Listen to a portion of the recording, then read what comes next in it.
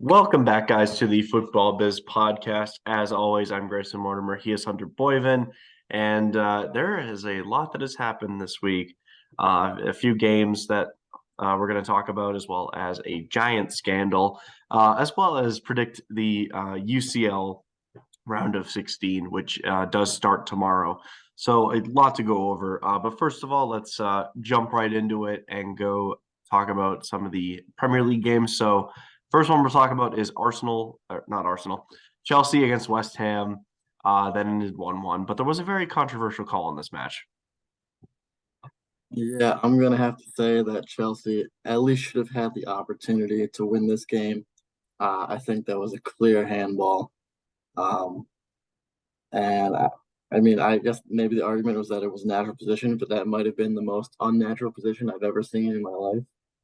This Yeah, dude's sideways, almost on the ground, and his hands there, so I don't see how natural that could be. yeah, absolutely. His arm was stuck out. It was almost like a goalkeeper dive, with one hand. I don't understand how that wasn't called. Um, And that type of penalty usually warrants a red card as well because you're deliberately putting your arm in the way. It reminds me kind of the one that was in favor of Chelsea, a few years ago with Alex Oxlade-Chamberlain, or Luis Suarez in the World Cup in 2010. Um, Obviously, it wasn't that deliberate, but it was pretty egregious, and I think that a penalty would have been the right call and at least a yellow card for Sochek. Yeah, plus, I love to, rant on Chelsea. Obviously, that's what we've been doing the past few episodes, but I gotta give it to them here. This was probably their game to win, and it really didn't go their way in an unfair manner. So, unfortunately for them, that's what happened this time. Yeah, exactly. And I do think that they should have won this game. But in the end of the day, they didn't capitalize on other chances. West Ham could have taken the lead 2-1. Obviously, that goal by Sochek got ruled out. So I think it was fairly ruled out. I do believe Rice was offside when that ball was played in by Bowen. So it does happen. A goal waved away and then a penalty waved away. So in the end of the day, 1-1's probably a fair result there, which appears to be Graham Potter's favorite thing to do. So, yeah. Moving on to the next game. So, Arsenal had two games since we did our last episode. The first one, they lost to Everton of all teams. Dyche ball is in full effect now. I mean, I think that that game proved that I think Dyche is going to keep Everton up. I mean, I think, the right man for the job. He's got some guys like James Tarkowski, who he already knows very well. Um, and yeah, I mean, terrible result for Arsenal. And then Arsenal this past weekend happened to draw 1-1 with Brentford at home. So not a good week for them. Yeah, I think we actually did manage to touch a little bit on the Everton game last episode. Just happened probably that day. But the Brentford game, I don't really know what's been going on with Arsenal lately. I feel like they haven't been uh, the potential championship winners that they've been hoping to be. It's been kind of boring to watch them, if I'm being completely honest. Whereas at least a couple weeks ago, when they were playing United and whatnot, it was really entertaining to watch. So it seems like a complete 180 going in the wrong direction. And I still obviously would think that they have a pretty good chance of winning this, but now it's kind of more wide open than it was before. Yeah, absolutely. And I think that Brentford draw is really going to hurt them. Obviously, City did capitalize against Aston Villa this weekend as well. So it's definitely going to be interesting. But yeah, I mean, not a good weekend for Arsenal. And I mean, the last time they looked good was that game against United. They've played three games since then. So hard to say how this is going to impact their season going forward. Because if City does beat them on Wednesday, obviously Arsenal has the game in hand, but City has the edge on goal differential. So City will actually go first, top of the league, if they manage to get that win against Arsenal on Wednesday. Yeah, I would say not that City has been in the typical form that they usually are, not the greatest form, but as far as recency bias goes, they have been better than Arsenal, uh, just in terms of that. So if that's any sign, any indication of what's about to happen, then it could be a City win. Well, I would say my prediction for this game is either something really boring, probably a 1-1, 0-0 draw, or probably one of the best games we've watched this season. But I don't think Yeah, there's an in between that one. I'm with you on that one. I definitely think that it'll either be extremely entertaining or extremely boring. I feel like that's kind of how City Arsenal games are. Like the FA Cup game was pretty boring, but then last year you had the 2-1 crazy draw with Rodri scoring the late goal. That was a great matchup. So it's hard to say what'll happen for that one, but I would say City probably have the edge. If they play the same lineup they did on Sunday, I don't see why they can't win. That's probably the best City lineup we've seen all season. Laporte and Diaz back in the team was huge. Diaz had that crucial tackle in the game, and then also, I mean, the attack was great in the first half. I mean, that's some of the best football that they played this year. Holland didn't have a goal, but he had a beautiful assist. De Bruyne looked decent to where we expect from him, and then Gundogan ran the show. Bernardo Silva ran the show. And it's a great game for them and one that I really hope that kind of kicks on their season. Yeah, obviously, as a City fan yourself, that's something you want to see. Of course, the UCL is a week away for them because they don't play this week, but I would assume that that's probably a lineup that you want to take into a very important Uh, match that we're Absolutely. I mean, Mahrez is finally kicking on. Uh, Grealish looks decent. I mean, they're finally kind of getting into that gear where we kind of expect them to be. Um, and this comes with the scandal we'll talk about in a second. But I do think that overall, this is what we expect from City, and this is what they need to do to really kick on their season. yeah. And yeah, the final game we're going to talk about is Man United once again won. They won 2-0 over the last past weekend. Rashford scored again, and Garnacho was able to get a late one on there. And I mean, I don't really know what else to say about them. They're in top form. Yeah, no, they're definitely a threat as far as title competition goes. I think they're probably set for the Champions League next year. Oh, Uh, I think so. I don't see, of course, Newcastle's kind of in a blunder right now with their famous 1-1 draws. Maybe that's enough to keep them in, but that's probably going to end up keeping them in fourth place if they do. United could probably finish second place, honestly, if they keep playing like this. Of course, they lost to Arsenal, but didn't seem to slow them down in any way. They just keep winning. They keep scoring. Obviously, Rashford is doing the same thing. It's really exciting to watch them at this point. Yeah, I definitely think that fourth place is going to be the most open position for the top four. I think the first top three are all pretty solidified.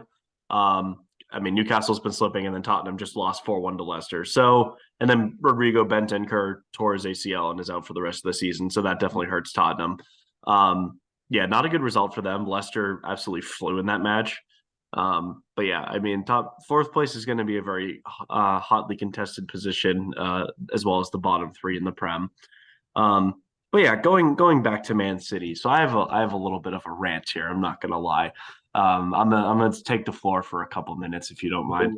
So City, obviously, were found, alleged to have committed over 100 financial breaches between 2009 and 2018. Do I think they did it despite, I am a City fan, so I might not be the most impartial? I absolutely think that they did something. There's no there's no doubt in my mind that something happened here. But despite that, the Premier League, I think, is the bigger idiot in this case than Manchester City. How do you let a team go 9 years of doing, transfers, hiring managers, renegotiating contracts? All of that's under your eye if you're the Premier League. For every single club, top to bottom, Man City to Southampton. Like all of that is on the Premier League. The only reason that this came to be is because back when football leaks was a thing before he got, caught in Romania, he was the one that exposed this story, and then it was then published by a German newspaper in 2018. So here's the thing with this, and everyone that's calling for titles to be stripped of relegation or any of that, none of that's going to happen. And here's why. If you are the Premier League and you try to rewrite history over 10 years plus, you're going to look like the biggest idiots in the world. It was basically the Premier League admitting that they, as a league, were too stupid to realize that their top club, that their most successful team in the last decade, by sheer trophy amounts, six Premier Leagues, as well as several domestic cup wins. You're basically admitting that those guys were able to prank you for 10 years under your nose and you couldn't notice. This is the type of scandal that plagued Italy back in '06 when it was arguably the greatest league in the world. Because think about it this way: AC Milan was always in the Champions League. They were making finals. They were winning the thing. They had arguably the best two center backs ever in their team at playing at the same time. The Calciopoli scandal ruined Italian football for over a decade. It took Juventus to get back into the Champions League. After that happened, it took them until 2014 to get into Italy. Obviously, there was Inter Milan winning it in 2010, but Italian football has not been the same since the Calciopoli scandal. Now they're seeing Juventus again committing the same breaches. This type of scandal could ruin the Premier League if they handle it the wrong way. I mean, obviously, I think Man City's guilty. I don't think that they're going to get away with it completely, but I don't think they're going to get relegated.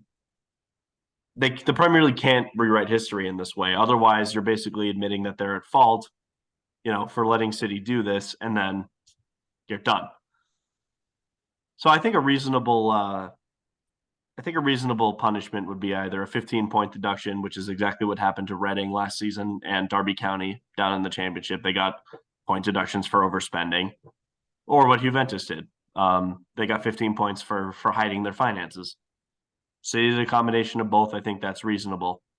Or you overspend, you get a transfer ban. Both of these still hurt the team. Obviously, it's not going to sink the team, but why would you want to sink the team that's brought you so much notoriety in the last 10 years? Man City's been their top club. And if the Premier League sunk its top club, I mean, obviously you're going to have the other guys fighting for the top spot, but you're sinking your top club. You're going to lose that much market share, that much marketability, through Manchester City. Manchester City is a global entity now. There's no stopping that. And if the Premier League really wanted to lose out on a bunch of money, they'd relegate them. They're not going to do that. They're not going to miss out on all the money that City generates for them or all the money that they have generated through City. They're not just going to put that aside. And I think that the Premier League is smart enough to know that. The FA is smart enough to know that. Obviously, they're too stupid to notice that City did something, but that's what's going to happen. I think it'll be at most a 15-point deduction or a transfer ban. Nothing more will come from this. Yeah, I'm gonna relate this just a little bit to baseball. Like we saw with the Houston Astros, they had their investigation, but nothing happened as a result. And obviously, fans of every other team and the sport in general were very pissed, and rightfully so. Nothing happened to them, and then they went on a few years later, the most recent, to win the World Series again, like nothing ever happened. Um, I think you're right in a lot of points. Obviously, Man City is a big money maker, and I think that this whole episode, as far as what's going on, is proof that uh, there already is a Super League, and that's the Prem. I wish we had this podcast back when that happened because it could have went way off on that. The Prem is the Super League, and I think a lot of people have already said this. A lot of people have already noticed this. Um, if it wasn't, then Man City would have gotten relegated already. It's one of those things. They would have had the most harsh punishments, but obviously they're not going to do that. They're going to remain in the Prem. A 15-point deduction probably does make the most sense. But even so, I probably see them even doing that for them. Just because it wouldn't make sense as far as money goes. Unfortunately, I wish the money didn't really dictate how this went. But we know how it works. We know this is all a market for all leagues, for UEFA, all that. So I'm not gonna reiterate everything that you just said, but I think you're probably right. And to touch on the stripping of titles, that doesn't really do anything. Like, first, if you do that, okay, you get rid of their titles, but then you either deal with the fact that you have no winners technically for 6 of those seasons, or you have like a sham win for certain teams, whoever came in second place Yeah, those it wouldn't years. feel the same. No one enjoys that. No one cares. No one's gonna recognize those as real titles. So that wouldn't really make any sense. I think that'd probably be the dumbest move they could do. Yeah. Um, I don't really like City. I've said that to you before. It's not really a team that I enjoy supporting, even though they're entertaining to watch. But realistically, I think stripping the titles or anything in that fashion would be incredibly stupid, and it's not going to happen. Yeah, absolutely. And the only people that are calling for those titles to be stripped are the ones that lost to them, which are Liverpool fans, namely Mr. Evan McGuire, who's been on the show, has called for it. And, I get why he is, but, I'm being as impartial as I can be in this whole situation. And I think I think that whole statement I just did signifies that, I think they're guilty, but I'm also a fan that understands money is part of what dictates the game, unfortunately. And I hate that it does, but it does. They're not just going to strip away 6 titles over, this span of time, because that's basically, again, the Prem admitting that their fault is too impartial, and that's what happened. So there's only so much that you can do. I do think a points deduction may happen. Might not even be this season. They might just start off next season being like, hey, you guys are starting in dead last. Um, that's kind of what happened with Derby County in the championship last year. Um, Obviously, City would still. I mean, they wouldn't get relegated. I mean, they're too good of a team not to. Um, but yeah, I mean, Pep Guardiola's already said that he's going to stay at the helm. He's not going anywhere, which I think fills me and every other City fan up with confidence that they'll be okay. Um, but yeah, it's the type of thing where it's I think it's a lot smaller than what people are making it out to be, because here's the thing. City are not the first team that have done this, and they're probably not going to be the last. I mean, look what Chelsea's doing right now. Like, that is raising eyebrows left and right. I mean, you spent 400 million in one January transfer window.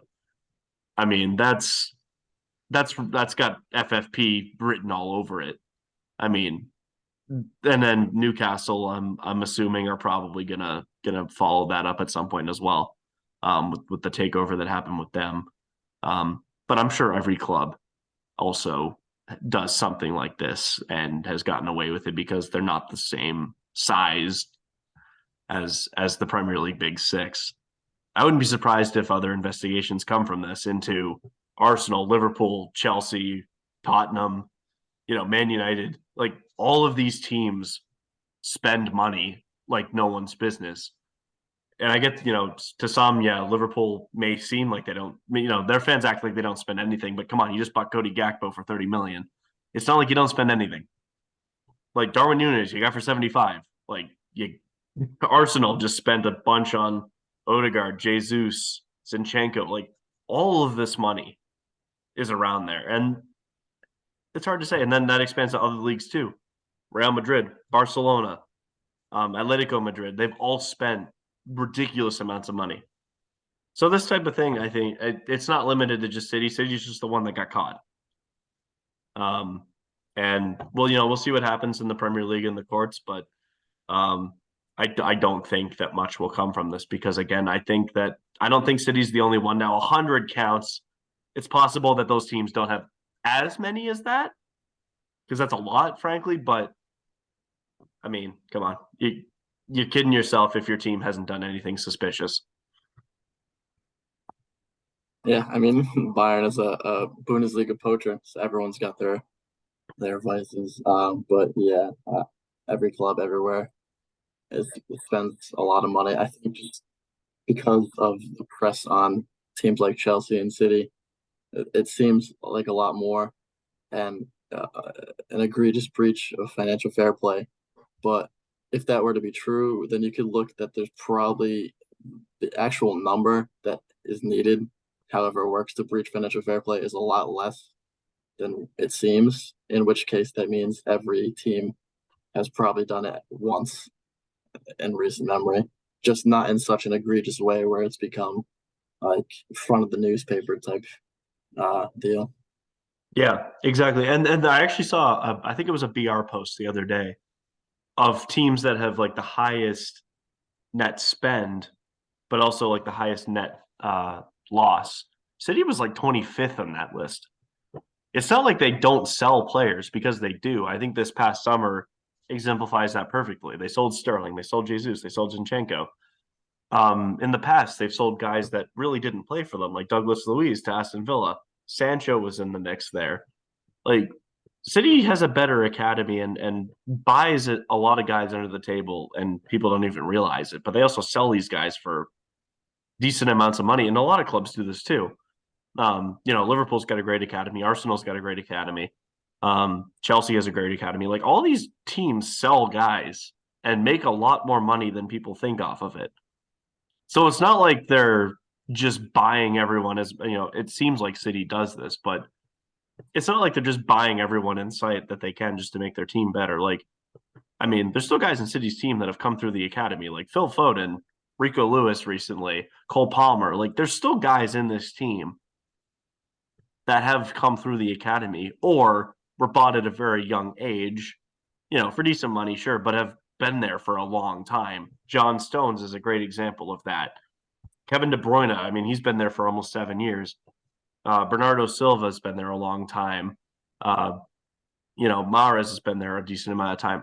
It's not like they're just buying guys and then just dispatching them. That's not what they do. They buy guys that they think are going to be there a long time, and that's what all the best teams have done. Like Real Madrid, I think, has had the best transfer business in the entire world in the past 15 years. I mean, Luka Modric has been there for almost 10 years. Benzema's been there since 2009. Bruce has been there a long time, getting him from Bayern on a free. Like that's what the best teams do. The best teams buy the guys that they know are going to stick around. And I think Madrid's a perfect example of that. But also, I mean, City's got a decent core of players that's been there a long time too. So I think that it's a lot bigger of a case than it's a lot bigger in the terms of expanding it to other teams. But when it comes to City, I mean, nothing much is going to come from this. I think that's all the breath that I need for this story. I think I talked a little bit too long about it, but that's how I feel about the whole thing. But moving on to another big matchup that did happen. Speaking of Real Madrid, they won their 5th Club World Cup this past weekend over Al Hilal. Honestly, a fantastic matchup. Wasn't really expecting a 5-3. Couple former big European names for Al Hilal stood out in this match. Luciano Vieto and Musa Marega coming to mind. Obviously, formerly of Villarreal and FC Porto. But Madrid got the job done. Valverde looked like the absolute genius he is, and Madrid was able to kick on and win this match. Yeah, I'm very surprised. Obviously, congratulations to them. But we've seen the past, 10 Club World Cups. It's been the Champions League winner. It's kind of predictable. You don't want to say that, but it is the truth. It's just really an extra a trophy to add to the collection. But it did take a little bit, but it was a hard fought win. I think it was a pretty entertaining match, but not unexpected. Yeah, I mean, the last time a non-European club won the Club World Cup was 2012, which was Corinthians winning it over Chelsea. I mean, that was kind of a shock, but uh, you know, overall, the European team would always be the favorite to win this match, and I do think that Madrid was. I mean, Madrid's that team that if they're in a final, you don't want to face them. I mean, they're purebred winners. I mean, through thick and thin. I mean, this team does not lose finals. I can't think the last time they did lose a final because ever since I've been supporting them, which has been over 10 years, I don't think anytime they've made a final, I don't think they've lost. So, I mean, maybe there was the one that was played in Saudi Arabia against Barcelona, but that was a very small tournament. The last time they won a meaningful final, the last time they lost a meaningful final, I don't know when that was. So, yeah, I mean, Tony Cruz has won more Club World Cups than anyone else. He's won 6. Benzema's won his fifth, Modric won his fifth, so fair play to Madrid on winning that one. I was very happy about that. Yeah, it's always fun to watch games like that, and it's like the culmination of the season. Really, I feel like that's really the true end of a run that started the year prior. Obviously, it's usually what sextuple as far Yeah, as trophies go, so it's fun to see that. absolutely. Yeah, I think that's going to definitely strengthen Benzema's case for winning the Best Player of the Year award.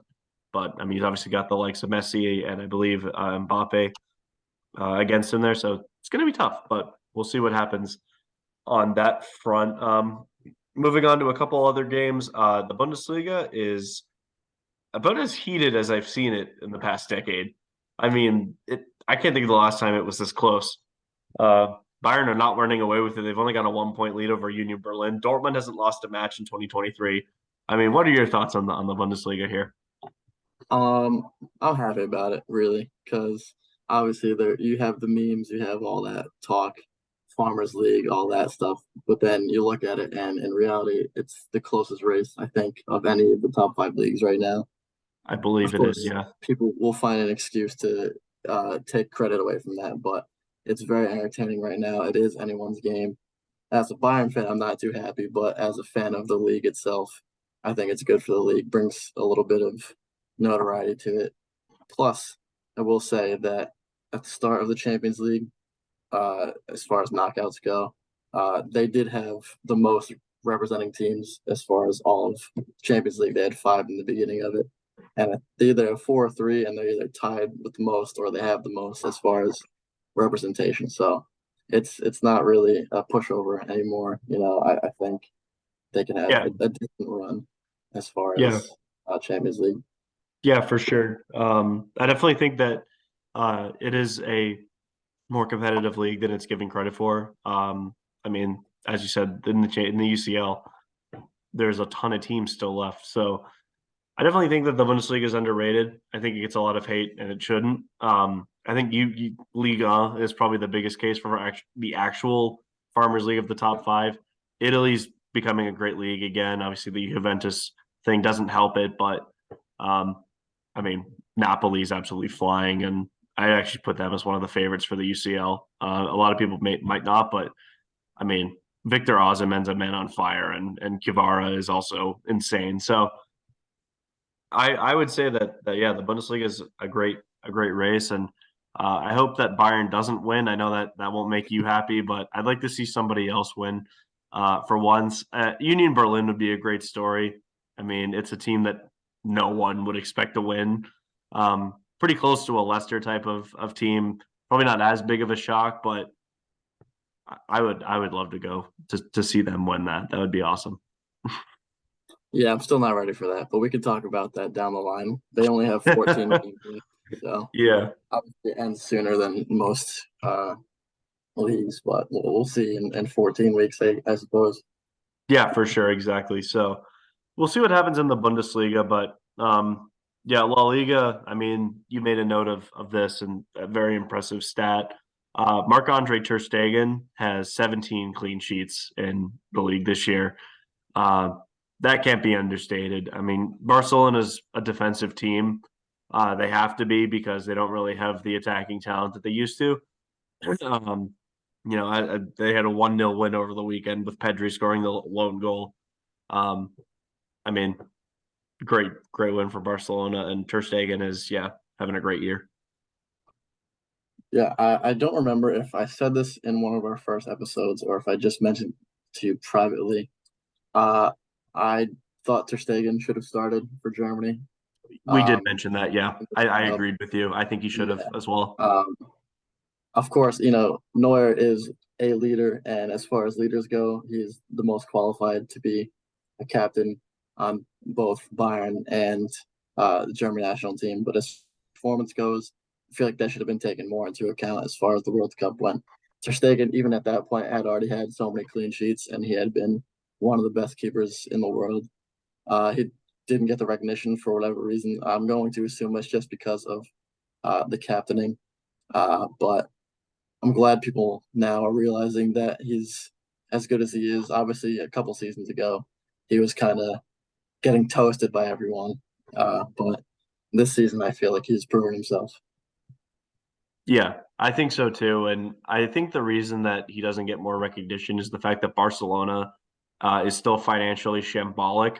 But I do think they're going to win La Liga this year. They at least look like they will, unless they collapse horrifically. I don't think Madrid catches them, even if Madrid wins El Clasico. I mean, Barcelona's an absolute juggernaut of a defensive unit. I think that happened because PK left, and I think that was their biggest defensive liability. I do think that they are a team that a lot of people slept on. I mean, they are obviously in the Europa League, which I found very funny, but I think that I think they're actually going to get knocked out of the Europa League. I still think Man U's going to beat them, but uh, they just haven't been as notified as prominent as they once were, obviously. But this season, I think that's just because of the Europa League and not being in the Champions League with their big rival Madrid. Yeah, it's kind of an unfortunate matter of circumstance as far as playing United. It's bad luck of the draw because I feel like anyone else, obviously, they would have beaten Yeah, or at least come close to. Um, and I think their time in the Champions League this year was really the start of their new project. So it wasn't really a total accurate representation. Louis was just getting into it. Xavi was just getting into it as far as managing goes.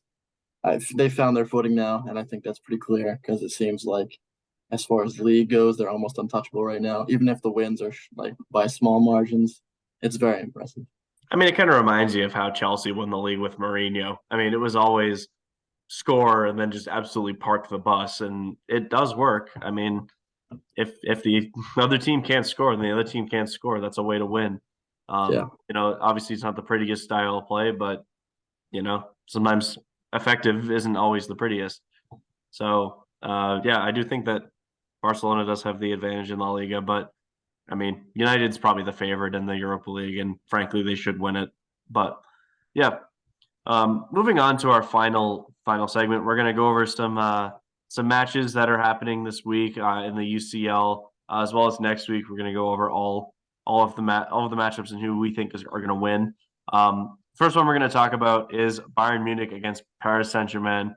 Probably the biggest matchup of any of the lot.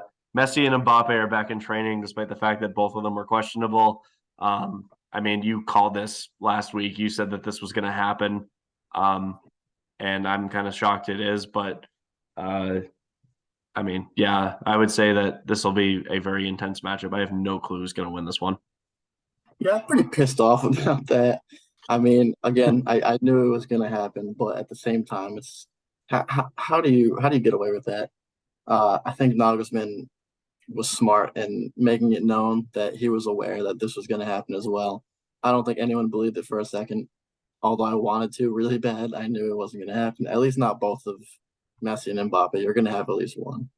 Uh, in the game that PSG played in their league this week, with just Neymar, they were Oh, they were horrendous. terrible. Um, and I was hoping that that would carry over into this first leg. Maybe they play less time, but these are the types of players that can make an impact right away, unfortunately. Um, Bayern's finding their footing again now. Obviously, they started pretty slow as far as the league goes with three draws in a row. They have won twice in a row in the league, plus the Pokal win, so they're doing better now. So I don't see this as a blowout for either team. This could just be a pretty basic draw or a win by one goal for either side. I might just give favor to PSG only because they're at home. I don't see much separating this team. Obviously, PSG has three superstars, whereas Bayern has a more cohesive unit, I'd say. So I think it comes down to that. Yeah, I think it depends if Messi and Mbappe play the whole game, because it's possible that they do. I would say that PSG is the edge. As you said, they're at home. I think like a 2 or 3-1 would be realistic. Um, as for Bayern at home, I mean, it could be the same type of case, but PSG, I mean, yeah, they looked absolutely terrible against Monaco. Ben Yedder turning into freaking Messi in his prime, putting two past Donnarumma. I mean, that was a great game, but I would say the PSG is the edge in this one. It's hard to predict the scoreline per se, but I do think that with Mbappe and Messi, that I think that'll overwhelm Bayern's back line. I think Messi will actually be the most quiet of the three with Alfonso Davies marking him. Uh, not biased at all on that, but I do think that theoretically, I think Messi will have trouble with Davies' pace because even if he gets by him, Davies will just run back and get the ball. That's what he does. So I think that yeah, PSG probably has the advantage. I'm going to go 2-1 in this leg, but I do think that overall, I think Bayern has the edge. Hope, and I'm that one. I Yeah, hope. yeah, exactly. I would say that overall they're probably still going to go through, but come to the second leg, we will see what happens in the first leg. But right now, I would say Bayern goes through. The other match that is happening tomorrow, Tuesday, is AC Milan against Tottenham. This is just the battle of two teams that are just bang out of form and can't seem to buy a win. Obviously, Tottenham beat Man City at home, but I mean that's expected. Every time Man City has gone to the new stadium in Tottenham, they lose. They don't even score a goal there. I think it was 6 appearances at that stadium, and Man City, for as good as they are, they can't seem to beat Tottenham in that stadium. I literally went to a game and Tottenham were facing Wolverhampton Wanderers, and they left, and Wolves left with 3 points, and Man City can't do it. So I don't know what happened there, but uh, this is a tough one to predict as well because these two teams, I would say, are pretty close in skill level. They're not, there's not much that really screams that one is better than the other. Zlatan Ibrahimovic is back for Milan, but also even if he doesn't play, Giroud is their striker, and he's still scoring despite being, as old as the dinosaurs. Uh, but I think that Tottenham would have the slight advantage here. Milan's at home, but I just think that them losing 5-2 is a bigger statement than Tottenham losing 4-1 to Leicester. Leicester is a very hit or miss team, but they've looked good since the January window has happened. So I'm going to give the advantage to Tottenham. I'm going to say that they get the away win, maybe 1-0 or 2-1. I think at the time of the draw, a couple months ago, I would have said Milan had this in the bag without a doubt. But times changed. Milan doesn't look good at all. They're in fifth place right now. And I think Spurs are as well, fifth or sixth. Um, but I'll tend to agree with you on this one, despite no Bentancur. I think Spurs probably have this in the bag. Milan just haven't looked like their former selves, not their championship winning selves. Maybe their focus is more attended to the Champions League anyway, and they're kind of giving up on Serie A, so that could always be a thing. But I'll agree with you here. I think the Spurs will win this, but not anything spectacular. Yeah, this matchup I don't expect to be anything super crazy. I think which way it goes, I think it'll be a 1 goal margin. I don't see any reason why this one won't be close. Shocks obviously happen, but I just don't think Tottenham is gonna blow it. I think that they'll actually win this one. They'll probably lose in the round of 8, depending on who they get, but I think they're good enough to beat Milan. I think Tottenham should go through after this match. The next one is on Wednesday, and this one, I mean, these two teams probably wanted each other. I mean, Bruges against Benfica. Obviously, Bruges is at home, but I think they're going to lose 3-0. And here's why. Scott Parker. Enough said. I knew that was coming. I knew that was coming. I was waiting for it. Yeah, I think that definitely changed everything. I feel like they were pretty strong uh, before the hire as far as Champions League goes. And Benfica were obviously one of the strongest teams too. So I'll give the edge to Benfica here. Um, but yeah, it could be like a 3-1, I'd say. I don't think Bruges leaves this No, I without think Bruges gets blown out. I'm not even gonna. No, yeah. literally, this guy lost 9-0 earlier this year. I don't think Bruges has a chance. They're gonna lose. It won't They are win. going to lose this game. Benfica is too good. Gonzalo Ramos is going to turn their defense and make Simon Mignolet look like Loris Karius. I mean, it's not going to go well for them. Parker's not going to have any tactical knowledge of the Champions League. This guy couldn't navigate the Prem. How's he going to navigate Europe? I don't think there's much to say about that. I think Benfica will win, and I want to spearhead this next one. Chelsea has no chance against Dortmund. No, no, The no. next game on Wednesday, Chelsea Dortmund at Signal Iduna Park. Dortmund is going to steamroll this team. I can't even imagine. I feel bad, honestly. My friend's a Chelsea fan, and I think he's in denial. Maybe he'll prove me wrong with this, but as far as current form goes, they're on two different ends of the spectrum.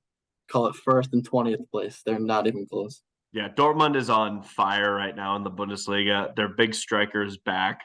Aller is going to give Chelsea's defense nightmares. Adeyemi is on form. Gio Reyna is a super sub. Brandt is having a decent year. Royce might be out right now, but I mean, if he plays, he's going to be good. And then their defense has been better as of late. So I don't see any reason why Dortmund can't win this game. As you said, I don't think it's going to be close. I'm going to go at least 3-1, if not shutting out Chelsea. I mean, we've been proven wrong before in certain matches. If there is a player that I think can change the game for Chelsea's favor, it's the guy that scored this past weekend. I think it's Joao Felix. Yeah. He looked really good in that match. He missed a couple chances, but he also took away the one to get Chelsea that draw. Um, I think if Chelsea has any chance, they're going to have to run through him. If they don't, they're not going anywhere. Kepa's going to get beat at least 3 times, and I don't see this going Chelsea's way whatsoever.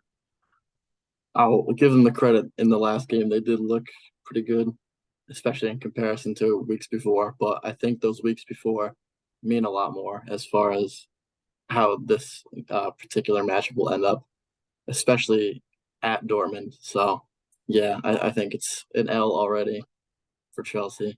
Yeah, I think Not so really as a tough. well.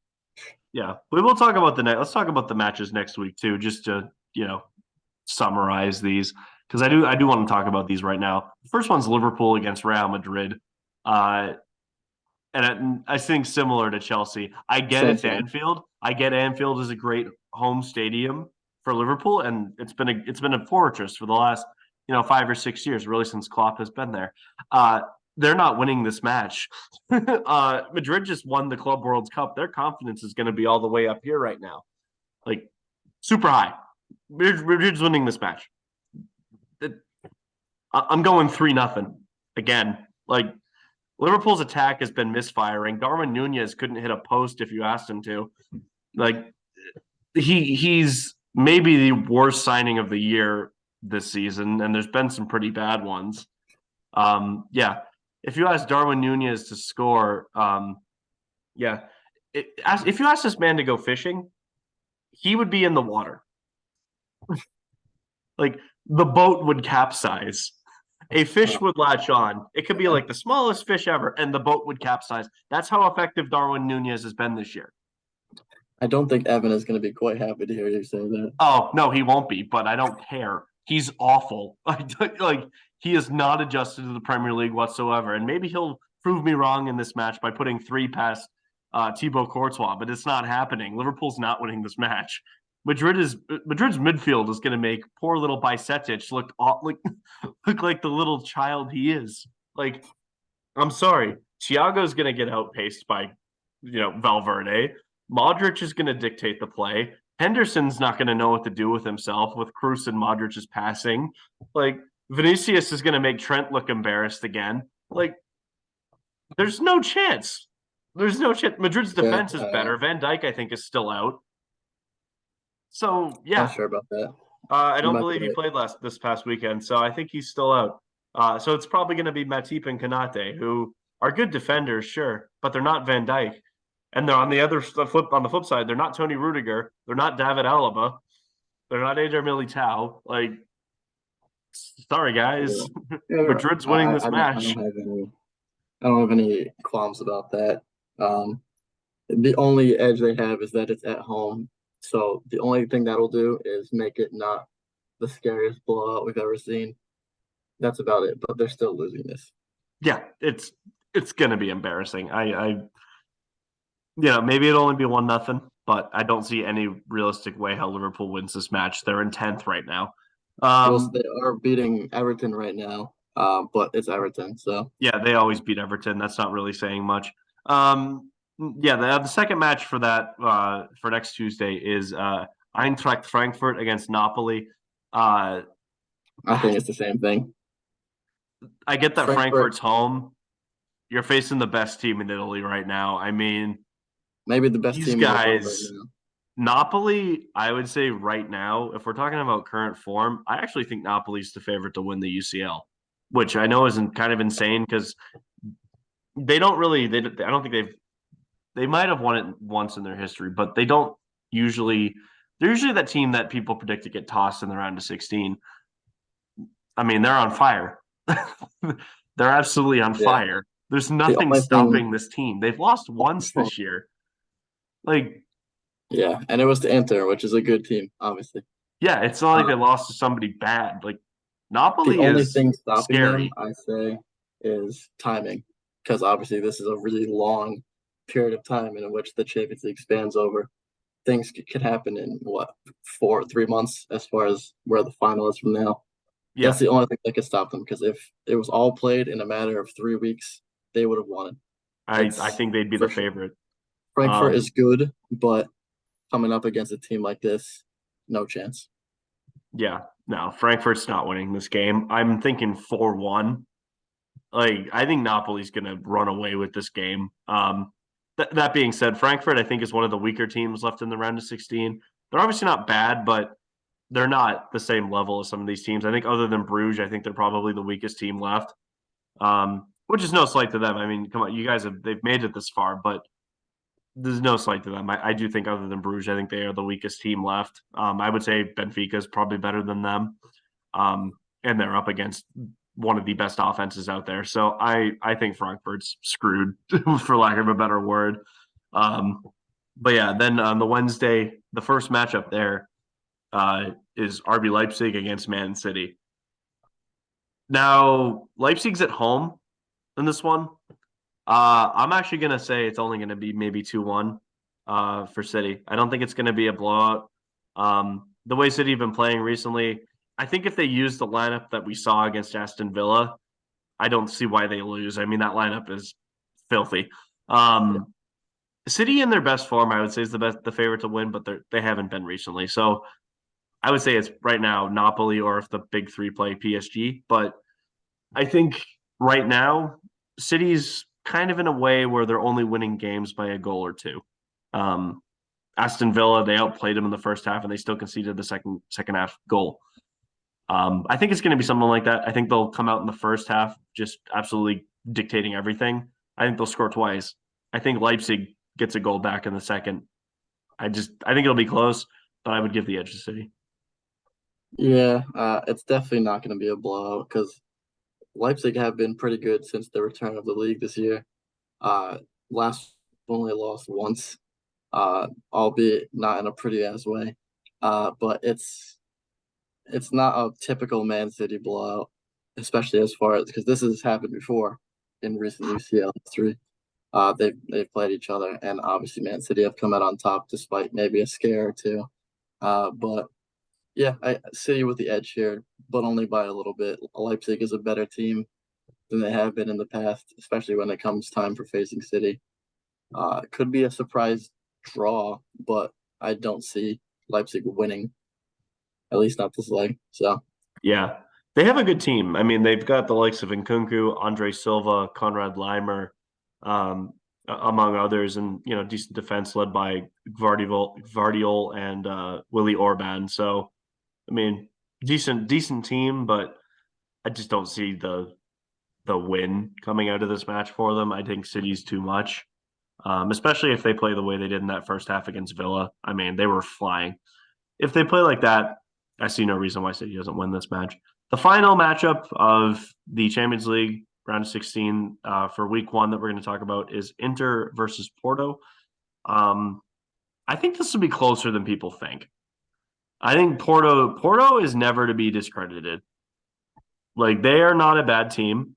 They've got decent players like Mehdi Taremi.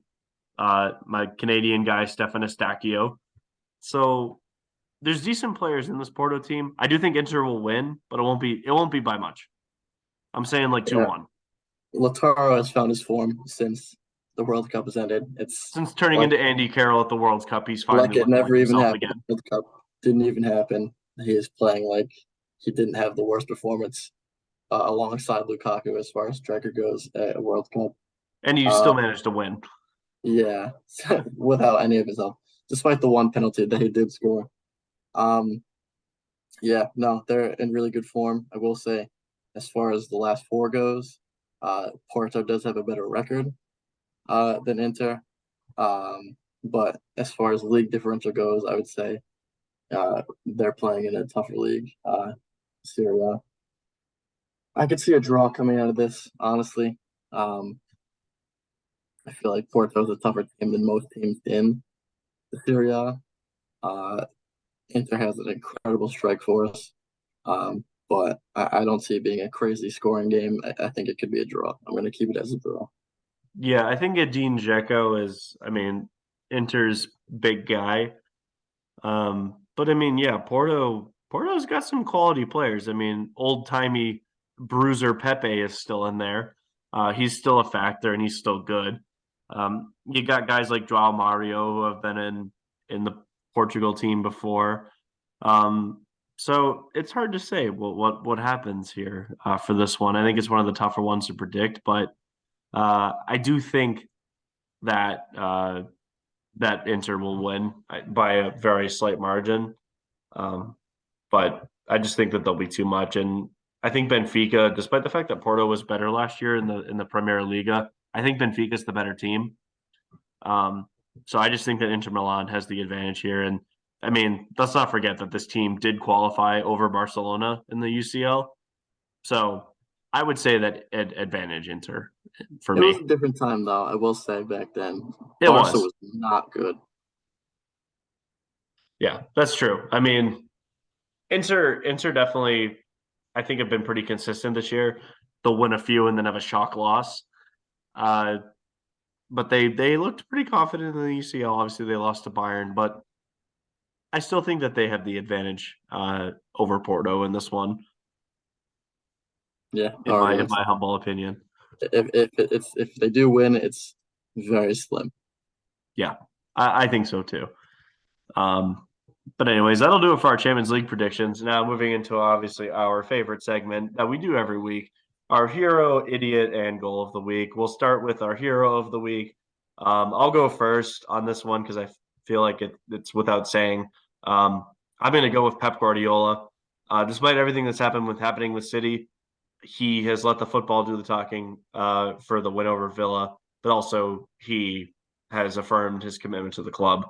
And as a City fan, I mean, that makes me feel extremely confident in the team going forward. And I have to go with Pep Guardiola. Yeah, no major complaints about that. You gotta be able to keep your team confident, uh, despite things like this, because obviously it's none of the players' faults. Much like what happened at Juventus, it's just unfair that it shines over uh, how they play as a team. I'm gonna give the hero to a duo of Ter Stegen and Arejo, both for Barca. I think Of it's course, Araujo. I think that's how he pronounces it. it's don't need to check me on that. That was rude. Um, I think we talked about Ter Stegen already, Yeah. and the clean sheets, but Araujo, he's been a rock in defense, and has arguably been part of the reason why all those clean sheets have been kept. So it's a tandem duo.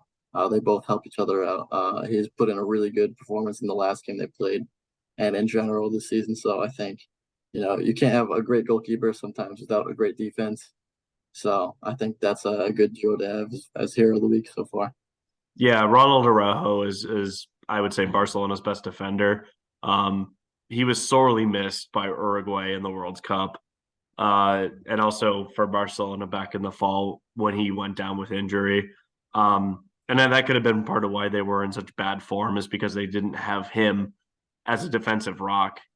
So I can't really refute that pick, and especially with Barcelona's clean sheets record since he's been back, there's no arguments there. Moving on to our idiot of the week. I'm going to go with Arsenal. They lost to Everton, who are awful, and then they couldn't beat Brentford at home. Now, no slight to Brentford, but they're not Arsenal this year. But Brentford actually had the better of the play in the second half and could have won this match. So Arsenal are in a bit of a rut, and yeah, they're my idiot of the week. Hope they find their footing, but it's definitely not looking pretty right now. I'm gonna give my idiot to the referee in the Chelsea game for No that awful complaints no there. call. That's ridiculous. Again, we talked about it at the beginning of the episode. Clear handball, not even close. So I don't know how you don't even review that and see that that was an egregious miscall. So Yeah, no, humble idiot. exactly. Even the I people have upstairs, idiots. I have no qualms with that one. I mean, I don't know how you let that slide. I mean, Socek was literally sliding, and the ball hit him in the arm.